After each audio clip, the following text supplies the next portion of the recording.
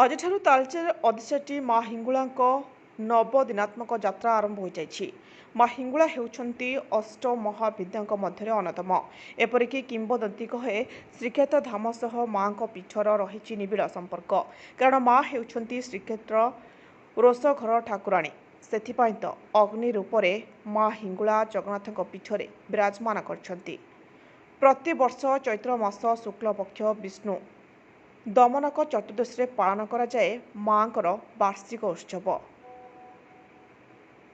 ସେହିଦିନ ମା ଅଗ୍ନି ରୂପରେ ପ୍ରକଟ ହୋଇ 9 ଦିନ ଧରି ପୂଜା ପାଆନ୍ତି। ଏହାକୁ ମାଙ୍କର ନବଦିନାତ୍ମକ ଯାତ୍ରା ବୋଲି ମଧ୍ୟ କୁହାଯାଏ। ଏ ପୀଠରେ ଦେହୁରୀ ସେବକମାନେ ସବୁଦିନ ମାଙ୍କର ପୂଜା ଅର୍ଚ୍ଚନା କରନ୍ତି। କିନ୍ତୁ ଏ ନରେ ମା ଭକ୍ତଙ୍କ ଠାରୁ ସିଧାସଳଖ ନୈବେଦ୍ୟ ଗ୍ରହଣ କରିଥାନ୍ତି। ଏ ସମୟରେ ଲକ୍ଷାଧିକ ଭକ୍ତ ପୂଜାରେ ନିଜକୁ ସାମିଲ କରି ଅଭୀଷ୍ଟ ପୂରଣ ପାଇଁ ହୋଇଥାନ୍ତି ମାଙ୍କ ଶରଣାପନ୍ନ। ତାଳଚେରରୁ ଦୁର୍ଯ୍ୟୋଧନ ପ୍ରଧାନଙ୍କ ରିପୋର୍ଟ, ଜ୍ୟୋତିପ୍ରଭା ନ୍ୟୁଜ୍।